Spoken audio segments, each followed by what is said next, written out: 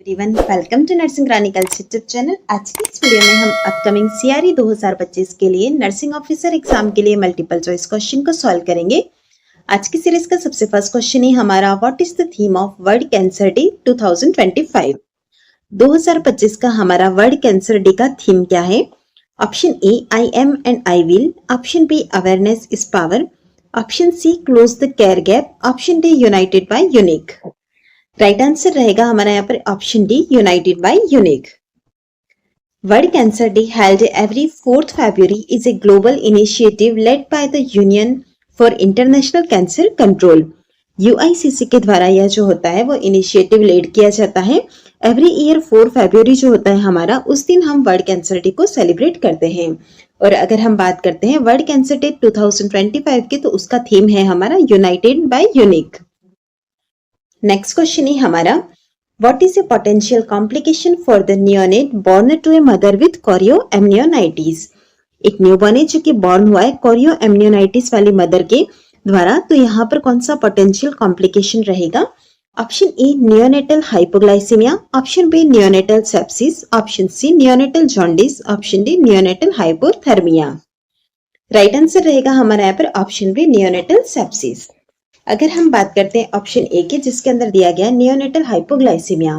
Neonatal hypoglycaemia जो रहता है वो हमें देखने को मिलता है अगर मैटरनल डायबिटीज हो तो उस कंडीशन के अंदर प्रेजेंट होता है। नियोनेटल सेप्सिस जो हमारा राइट आंसर है। जो न्यूबॉर्न कोरियोएमनियोनाइटिस से एक्सपोज होते हैं उनमें सीरियस कॉम्प्लिकेशन नियोनेटल सेप्सिस होने के चांसेस रहते हैं। कोरियोएमनियोनाइटिस से इन्फेक्शन जो होता है वो फिटस और नियोनेट को ट्रांसमिट हो सकता है और फिर सिस्टमिक इन्फेक्शन भी होता है।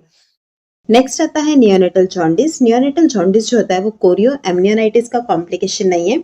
जॉन्डिस का रीजन होता है हमारा हिमोलाइसिस या फिर लिवर की इमेच्योरिटी की वजह से होता है। लास्ट दिया गया है हमें नियोनेटल हाइपोथर्मिया। नियोनेटल हाइपोथर्मिया भी कोरियोएमनियोनाइटिस का कॉम्प्लिकेशन नहीं है। नेक्स्ट क्वेश्चन है हमारा, what is the suction pressure applied while performing endotracheal tube suction in an adult patient. अगर हम ईटी ट्यूब का सक्शन परफॉर्म कर रहे हैं तो वहां पर हमारा सक्शन प्रेशर कितना रहना चाहिए? हमें जो पूछा गया यहाँ पर वो है हमारा एडल्ट पेशेंट का। Option A, 40 to 60। Option B, 60 to 80 mmHg। Option C, 60 to 100 mmHg। Option D, 100 to 120 mmHg। क्योंकि हमें जो पूछा गया वो है एडल्ट पेशेंट, तो राइट आंसर ऑप्शन डी रहेगा, यानी 100 to 120 mmHg। न्यूबॉर्न जो रहते हैं उनके अंदर हमारा प्रेशर जो रहता है वो रहता है 40 to 60 mmHg। इन्फेंट की अगर बात करते तो उनमें रहता है 60 to 80 mmHg। चिल्ड्रंस की बात करते तो 80 to 100 mmHg सक्शन प्रेशर रहता है। और अगर एडल्ट की बात करते, जो कि हमें क्वेश्चन के अंदर भी पूछा गया, तो वो है हमारा 100 से लेकर 120 mmHg के बीच। नेक्स्ट क्वेश्चन है हमारा, Savera a programme for early breast cancer detection recently launched by which state. कौन से स्टेट के द्वारा सवेरा प्रोग्राम लॉन्च किया गया है? सवेरा प्रोग्राम जो है वो अर्ली ब्रेस्ट कैंसर डिटेक्शन के लिए लॉन्च किया गया है, तो वह कौन से स्टेट के द्वारा लॉन्च हुआ है? Option A, Rajasthan. Option B, Madhya Pradesh. Option C, Haryana. Option D, Rajasthan. Savera programme जो लॉन्च किया गया है वो स्टेट है हमारा Haryana. Haryana chief minister inaugurated the Savera programme aimed at early detection and prevention of breast cancer. सबसे फर्स्ट हरियाणा में लॉन्च किया था। हरियाणा के चीफ मिनिस्टर जो थे उन्होंने इनॉग्रेट किया था सवेरा प्रोग्राम को, और इसका जो एम है वो है हमारा early detection and prevention of breast cancer. It was initiated by the Medanta foundation in collaboration with the health department in Gurgaon. यह इनिशिएटेड किया गया था मेदांता फाउंडेशन के द्वारा और कोलैबोरेशन था इसका हेल्थ डिपार्टमेंट इन गुड़गांव के अंदर। क्वेश्चन है, when is international migrants day celebrated annually. International migrant day जो है वो एनुअली कौन से डे पे सेलेक्ट करते हैं? ऑप्शन ए, 18 दिसंबर। ऑप्शन बी, 17 दिसंबर। ऑप्शन सी, 16 दिसंबर। ऑप्शन डी, 15 दिसंबर। राइट आंसर रहेगा हमारा यहाँ पर ऑप्शन ए, 18 दिसंबर। अंतरराष्ट्रीय प्रवासी दिवस यानी कि इंटरनेशनल माइग्रेंट डे जो है वो 18 दिसंबर को विश्व भर में मनाया जाता है। यह दिन प्रवासी श्रमिकों और उनके परिवार के सदस्यों के अधिकारों की रक्षा के लिए हम मनाते हैं। दिसंबर 2000 में संयुक्त राष्ट्र महासभा ने विश्व में प्रवासियों की बड़ी और बढ़ती संख्या पर विचार करने के बाद 18 दिसंबर को अंतर्राष्ट्रीय प्रवासी दिवस के रूप में घोषित किया गया, यानी कि हर साल हम 18 दिसंबर को अंतर्राष्ट्रीय प्रवासी दिवस मनाते हैं। अगर कोई बच्चा इंग्लिश मीडियम से है तो उसके लिए यहाँ पर इंग्लिश ट्रांसलेशन पे दिया गया है, सेम ही चीज यहाँ पर भी लिखी गई है। नेक्स्ट है विच component of Microsoft office is used for creating presentation. Microsoft office के अंदर प्रेजेंटेशन को क्रिएट करने के लिए कौन सा कंपोनेंट होता है? Option A Microsoft Excel, option B Microsoft PowerPoint, option C Microsoft Word, option D Microsoft Access. Right answer रहेगा हमारा यहाँ पर Microsoft PowerPoint, option B. अगर हम बात करते हैं माइक्रोसॉफ्ट एक्सेल की, तो माइक्रोसॉफ्ट एक्सेल जो होता है वो हमारा एक स्प्रेडशीट सॉफ्टवेयर है। नेक्स्ट है हमारा माइक्रोसॉफ्ट पावर पॉइंट, जो कि हमारा प्रेजेंटेशन सॉफ्टवेयर है। माइक्रोसॉफ्ट वर्ड की बात करते हैं तो यह वर्ड प्रोसेसिंग सॉफ्टवेयर है। माइक्रोसॉफ्ट एक्सेस जो है हमारा डाटाबेस मैनेजमेंट सॉफ्टवेयर है। नेक्स्ट क्वेश्चन ही हमारा which of the following is a component of Microsoft Office. Microsoft Office का निम्न में से कौन सा कंपोनेंट है? Option E Adobe Photoshop, option B Google Sheet, option C Microsoft Word, option D Mozilla Firefox. Right answer रहेगा हमारा यहाँ पर ऑप्शन सी माइक्रोसॉफ्ट वर्ड। अगर हम बात करते हैं एडोबे फोटोशॉप की, तो वो है हमारा graphic editing software. Option B जिसके अंदर गूगल शीट दिया गया, यह है हमारा स्प्रेडशीट सॉफ्टवेयर। माइक्रोसॉफ्ट वर्ड जो कि MS वर्ड कहलाता है, वो हमारा वर्ड प्रोसेसिंग सॉफ्टवेयर है। उसके बाद दिया गया मोजिला फायरफॉक्स, एक वेब ब्राउजर है। तो इस तरह से आप देख सकते हैं MS ऑफिस का हमारा कंपोनेंट है MS वर्ड। नेक्स्ट क्वेश्चन है हमारा who has been awarded the Sahitya Akademi award 2024 for Hindi. साहित्य अकादमी अवार्ड 2024 हिंदी के लिए किसे अवार्ड दिया गया था? Option A Gagan Gill, option B Arundhati Roy, option C Kamala Tripathi, option D Abhinav Jayakar. Right answer है हम ऑप्शन ए गगन गिल। कवयित्री गगन गिल को साल 2024 के साहित्य अकादमी पुरस्कार से सम्मानित किया गया है, जो कि हमें क्वेश्चन के अंदर पूछा गया है। साहित्य अकादमी पुरस्कार जो है वो 2024 का दिया गया है कवयित्री गगन गिल को। यह पुरस्कार कविता संग्रह में जब तक आई बहार के लिए दिया गया है। Hindi poet Gagan Gill received an award for her poetry book में जब तक आई बहार, while इंग्लिश ऑथर एस्टेरिन किरे was honored for the novel spirit nights. अगर हम बात करते हैं हिंदी पोएट की, तो वो मिला था गगन गिल को, और उसके बाद इंग्लिश के लिए यह जो अवार्ड था वो हमारा मिला था एस्टेरिन किरे को। नेक्स्ट क्वेश्चन है which of the following factors can affect the concentration of albumin in the plasma. निम्न में से कौन सा ऐसा फैक्टर है जो कि प्लाज्मा में एल्बुमिन के कंसेंट्रेशन को अफेक्ट कर सकता है? Option E hydration status, option B dietary protein intake, option C liver function, option D all of the above. Right answer रहेगा हमारा यहाँ पर option D all of the above. चलिए अब हम इसका रेशनल देख लेते हैं। हाइड्रेशन स्टेटस जो होता है वो एल्बुमिन को किस तरह से अफेक्ट करता है। अगर डिहाइड्रेशन का कंडीशन होगा तो उसकी वजह से क्या होगा, हमारा जो प्लाज्मा वॉल्यूम है वो रिड्यूस्ड हो जाएगा, और रिड्यूस्ड प्लाज्मा वॉल्यूम की वजह से हमारा जो एल्बुमिन का कंसेंट्रेशन है वो इंक्रीज हो जाएगा।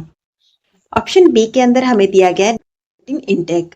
अगर हमारा डाइटरी प्रोटीन इंटेक इनसफिशिएंट रहेगा तो उसकी वजह से क्या होगा, रिड्यूस्ड प्रोडक्शन होगा एल्बुमिन का, और एल्बुमिन का प्रोडक्शन रिड्यूस्ड होगा तो उसकी वजह से हाइपो एल्बुमिनेमिया डेवलप होगा। नेक्स्ट ऑप्शन सी की अगर हम बात करते हैं, तो ऑप्शन सी के अंदर दिया गया लिवर फंक्शन। लिवर जो होता है वो एल्बुमिन को सिंथेसिस करता है। लिवर डिजीज जैसे कि सिरोसिस ऑफ द लिवर या फिर हेपेटाइटिस हो, तो उसकी वजह से जो हमारा एल्बुमिन का प्रोडक्शन होता है वो डिक्रीज हो जाता है। सो इस तरह से आप देख सकते हैं hydration status, dietary protein intake और लिवर फंक्शन, यह तीनों ही चीजें अफेक्ट करती है एल्बुमिन कंसेंट्रेशन को। नेक्स्ट क्वेश्चन है which of the following is the second most abundant plasma protein after albumin. After albumin most abundant second plasma protein कौन सा है? Option E globulin, option B fibrinogen, option C transferrin, option D lipid. Right answer रहेगा हमारा यहाँ पर option E globulin. सबसे first हमारा जो है मोस्ट अबंडेंट प्लाज्मा प्रोटीन वो तो है एल्बुमिन, और सेकंड मोस्ट जो आता है वो है ग्लोबुलिन। ऑप्शन बी के अंदर हमें यहाँ पर दिया गया फिब्रिनोजन। फिब्रिनोजन जो होता है approximately 2 to 4% of plasma protein होता है। फिब्रिनोजन क्लोट फॉर्मेशन के लिए इसेंशियल है। बात करते हैं ट्रांसफेरिन की। ट्रांसफेरिन जो है हमारा एक स्पेसिफिक प्लाज्मा प्रोटीन है जो कि आयरन ट्रांसपोर्ट में इन्वॉल्व बहुत कम अमाउंट में पाया जाता है। नेक्स्ट ऑप्शन डी के अंदर हमें दिया गया लिपिड्स। लिपिड्स जो है हमारा प्रोटीन नहीं है। अगर हम बात करते हैं ग्लोबुलिन की, तो ग्लोबुलिन जो होता है अल्फा 1 ग्लोबुलिन होता है, अल्फा 2 ग्लोबुलिन्स होता है, बीटा ग्लोबुलिन्स होता है और गामा ग्लोबुलिन्स होता है। यह चारों ही इसके सब टाइप्स के अंदर आते हैं। ग्लोबुलिन जो होता है टोटल प्लाज्मा प्रोटीन का अप्रोक्सीमेटली 35% होता है। नेक्स्ट क्वेश्चन है हमारा, which of the following drug is known to interact with rifampicin and may need a dose adjustment. निम्न में से कौन सी ऐसी ड्रग है जो कि रिफाम्पिन के साथ इंटरैक्ट कर सकती है और उसका डोज एडजस्टमेंट की जरूरत होती है। Option A warfarin, option B paracetamol, option C amoxicillin, option D insulin. सबसे फर्स्ट ऑप्शन ए की हम बात करते हैं। वारफेरिन के साथ रिफाम्पिसिन को यूज करने से उसका एंटीकोएगुलेंट इफेक्ट जो होता है वो कम हो जाता है। सो ऑप्शन ए हमारा राइट आंसर है। अगर हम बात करते हैं पैरासीटामोल की, तो पैरासीटामोल के साथ में रिफाम्पिसिन का इंटरेक्शन बहुत कम होता है as compare to warfarin. So paracetamol हमारा यहाँ पर राइट आंसर नहीं है। बात करते हैं एमोक्सिलिन की, तो एमोक्सिलिन का और रिफाम्पिसिन के साथ में मेजर इंटरेक्शन नहीं है। दोनों ही ड्रग्स को साथ में यूज किया जा सकता है without requiring any dose adjustment. Next option D की हम बात करते हैं insulin. Rifampicin does not directly interact with insulin. So इस तरह से आप देख सकते हैं हमारा जो वारफेरिन है वो इंटरैक्ट करता है रिफाम्पिसिन के साथ में। चलिए अब हम इसको देख लेते हैं। रिफाम्पिसिन जो होती है वो वारफेरिन का जो इफेक्ट होता है उसे डिक्रीज करती है, इसलिए यहाँ पर need to increase the dose of warfarin to maintain its desired anticoagulant effect.